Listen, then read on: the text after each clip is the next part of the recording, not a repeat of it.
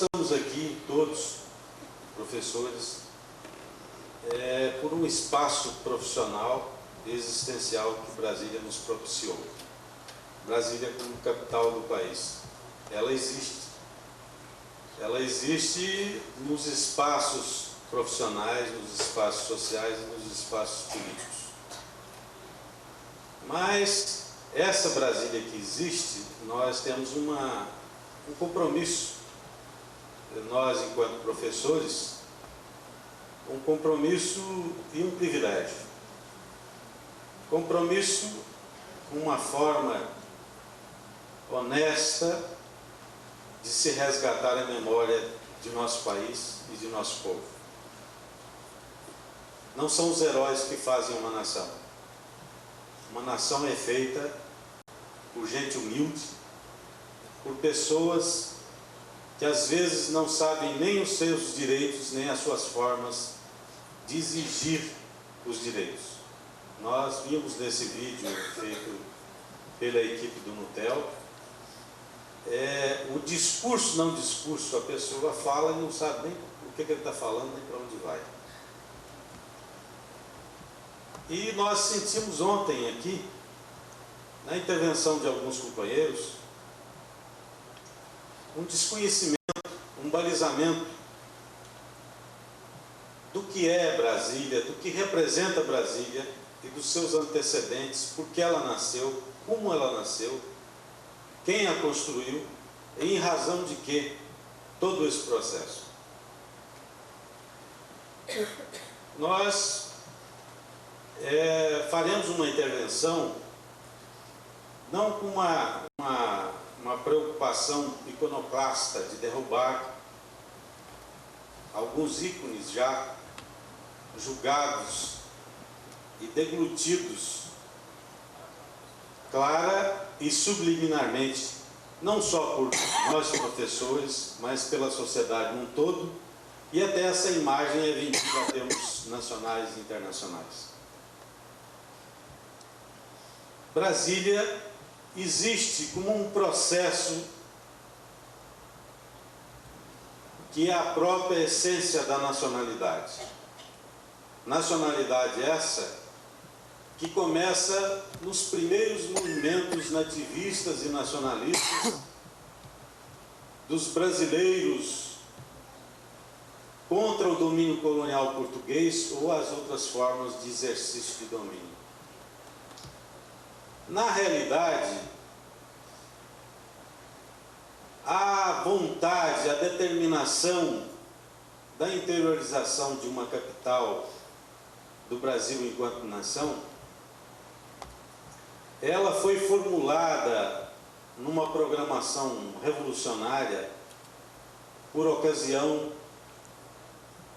da Conjuração Mineira, em que se estruturou um pensamento e uma preparação de sedição contra o domínio colonial português.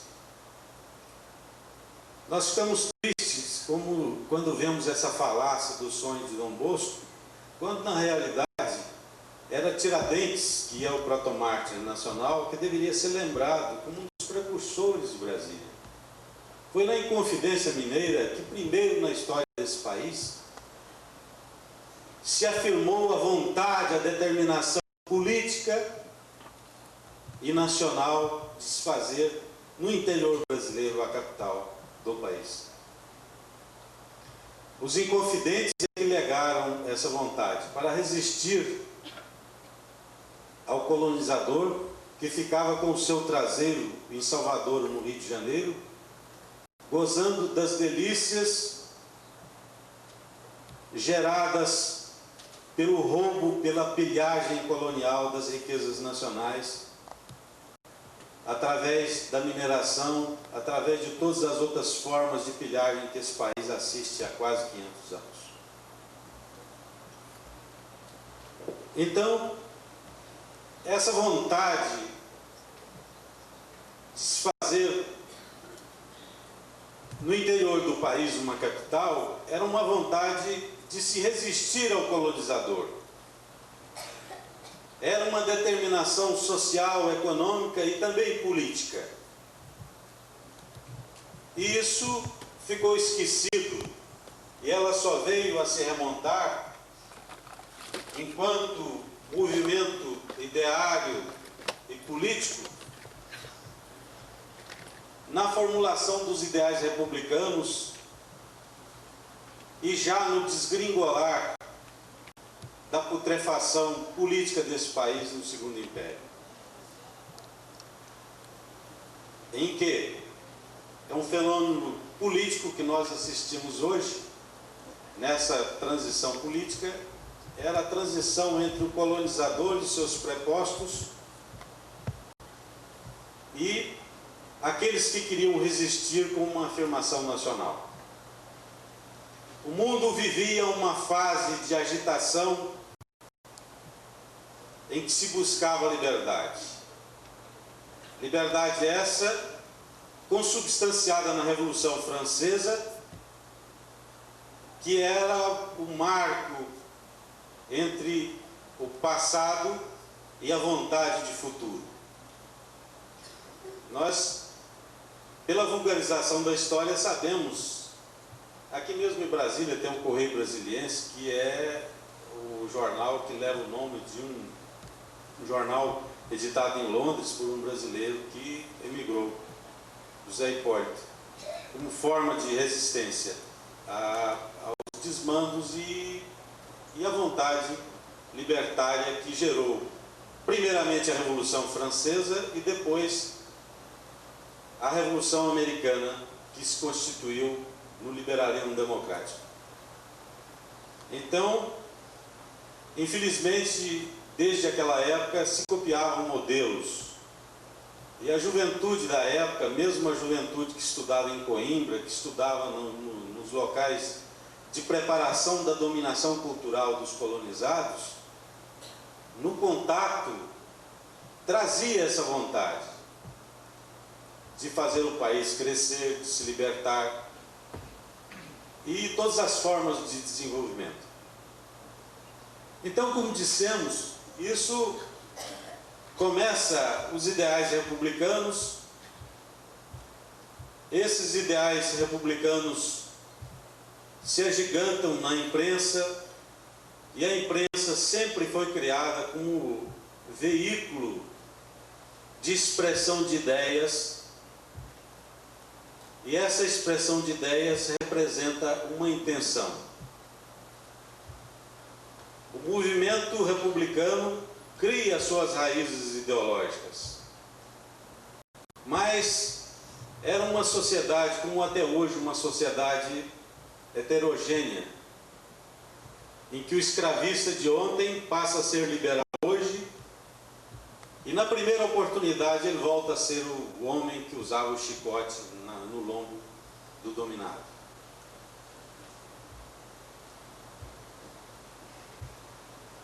Com a proclamação da República, com a decadência da dominação do latifúndio e a necessidade de modernização que passava o país, com a incipiente indústria, e mesmo há várias formulações teóricas que provam, e esse é o ano da abolição, que a abolição da escravatura foi mais ditada pelos canhões e o interesse da Inglaterra do que propriamente como necessidade nacional. Nós temos uma triste tradição, o Brasil enquanto nação. Fomos os últimos a abolir a escravatura na América. E, na realidade, naquela época a bandeira inglesa tremulava de sol a sol, ou seja, de poente a nascente, dominava o mundo, o que é hoje o exercício de poder dos Estados Unidos e da União Soviética. Mas essa vontade nacional, essa necessidade nacional, essa visão da interiorização e da dominação do país enquanto nação, enquanto ocupação de território e de oportunidades, ela é levada às últimas consequências por ideólogos republicanos que conseguem colocar na primeira Constituição republicana um dispositivo constitucional que preceituava que se mudaria a capital da República para o interior brasileiro. Ontem nós assistimos aqui o depoimento do professor Ernesto Silva, que é uma pessoa importante do ponto de vista do que nós pretendemos enquanto reformulação das nossas mentalidades, das nossas responsabilidades enquanto professores. Ele é uma das pessoas que viveu as 3 fases de Brasília: a luta pela localização, a luta pela construção e a luta pela consolidação. Então, em 1891, a primeira Constituição republicana faz esse ditame. E era uma minoria de republicanos idealistas, porque a maioria eram de latifundiários, eram de pessoas que não queriam isso, porque o exercício de dominação lhes interessava e a transição entre as formas de dominação econômica tinha efetuado pacificamente, entre aspas, com a proclamação da República. E isso fica durante 2 anos em que os idealistas e os ideólogos da República tinham ainda condições de se afirmar no parlamento em determinadas formas de governo. É quando Floriano Peixoto determina a criação de uma comissão, que veio a ser a Comissão Cruz, para cumprir o dispositivo constitucional que visava construir e transferir a capital da República para o interior brasileiro. Então Luiz Cruz vem ao Planalto Central cumprir como técnico contratado, e na época ele, com a equipe de cientistas dos mais diversos campos necessários para esse trabalho, topógrafos, meteorologistas, biólogos, e faz um levantamento e delimita o que veio a passar a história como o Quadrilátero Cruz, o local ideal para se construir uma nova capital do Brasil. Esse levantamento foi cientificamente criterioso, sem injunções escusas, em que os cientistas fizeram prevalecer tudo o que havia de escorreto com relação a clima, com relação à água, enfim, as condições de habitabilidade e as condições econômicas necessárias à construção de uma capital. Depois da Comissão Cruz, que esteve 2 vezes no Planalto Central, as classes dominantes, ou seja, a estrutura latifundiária que dominava o país, que dominou durante o Império, se rearticularam para fazer frente à proclamação da República. E caiu no vazio a determinação constitucional de se fazer a mudança da capital para o interior brasileiro. Essa mudança era não só para garantir a integridade do território nacional, mas também para interiorizar o progresso. E não interessava às classes dominantes e que isso se desse. Primeiro porque a estrutura econômica do país estava em suas mãos. A estrutura política estava em suas mãos. E eles não era interesse deles brincarem de progressistas. E isso caiu no vazio durante 2 décadas. Até que um moço chamado Antônio Americano do Brasil, goiano, nascido aqui perto de Brasília, eleito deputado federal, membro de uma corrente de jovens idealistas que estruturaram um movimento chamado Movimento Mudancista, apresentou um projeto na Câmara dos Deputados. Esse projeto, ele aproveitou um gancho histórico para fugir, para permear entre a dominação quantitativa das classes dominantes no parlamento brasileiro, e no seu projeto constava que se colocaria no dia 7 de setembro de 1922, quando se comemoraria o centenário da independência, um marco no Planalto Central, no Quadrilátero Cruz, próximos às regiões que Cruz e os seus técnicos relataram como a região com condições ideais para a construção da capital. Então, o Americano do Brasil conseguiu isso, e Epitácio Pessoa cumpriu essa determinação, instalando esse marco que ontem uma professora levantou aqui, uma colega levantou, o marco lá de Planaltina. Então, esses mudancistas ficaram nessa forma de lembrar e de cobrar um dispositivo constitucional. Mas, novamente, isso caiu simplesmente no ocaso político. Por quê? Porque a dominação econômica e política se fazia no eixo Rio-São Paulo, Minas, Salvador.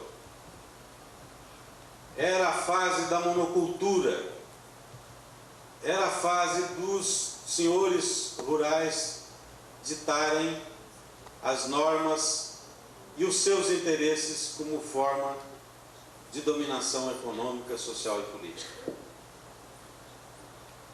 Isso cai no vazio, o movimento mudancista cai no vazio. Vem a Revolução de 30, uma revolução que era uma tentativa e uma forma de resistência a essa dominação econômica e política. E pela primeira vez se introduz as ideias de renovação, as ideias de introdução de uma forma capitalista mais avançada.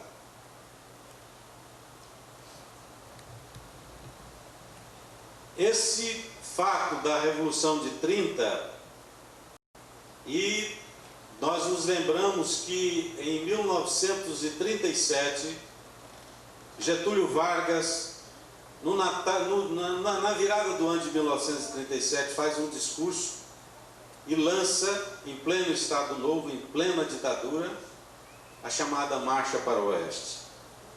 O que era a Marcha para o Oeste?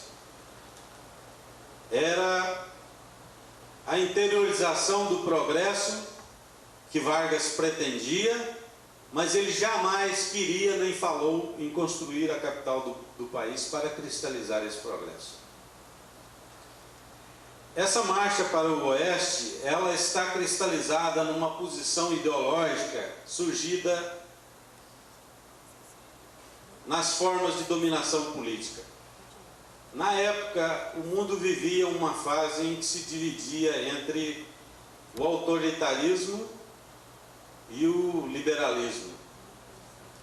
As Forças Armadas viviam essa divisão. Ou se era integralista, favorável ao nazifascismo, ou se era liberal ou comunista. E o movimento sionista internacional havia entrado em contato com dirigentes argentinos, chegava até a entabular negociações para comprar uma parte da província de Santa Fé, na Argentina, para se instalar o Estado sionista aqui na Argentina. Hoje esse Estado sionista é Israel. Com como o nazifascismo tinha na sua capilaridade, na sua base ideológica, o racismo, e a composição dos dirigentes das Forças Armadas, dos generais, da estrutura do poder que sustentava a ditadura de Getúlio Vargas era nazifascista em quase sua totalidade, eles levantaram que era preciso ocupar esse espaço do interior brasileiro, e essa é uma das razões ideológicas da Marcha para o Oeste, senão o movimento sionista acabaria até tomando Mato Grosso e fazendo ali um Estado sionista, para trazer para cá todos os judeus do mundo.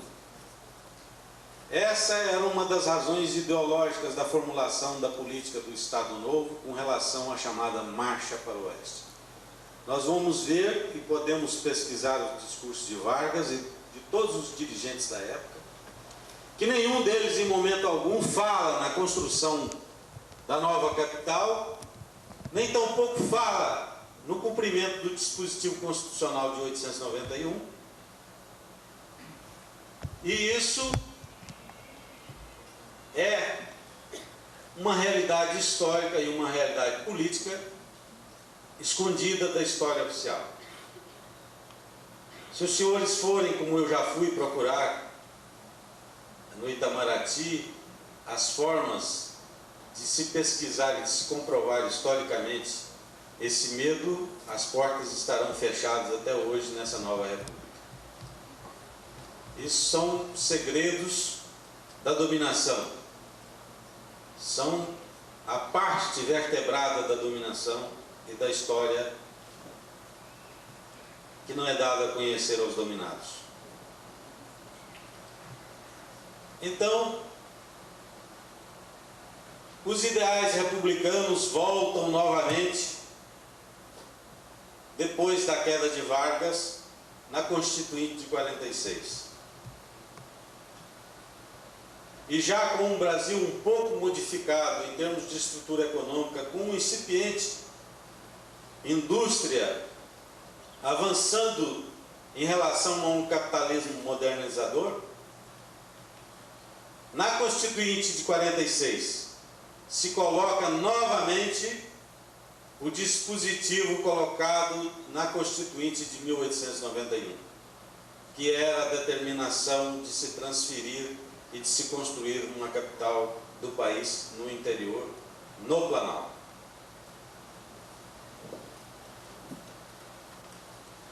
O general Eurico Gaspar Dutra,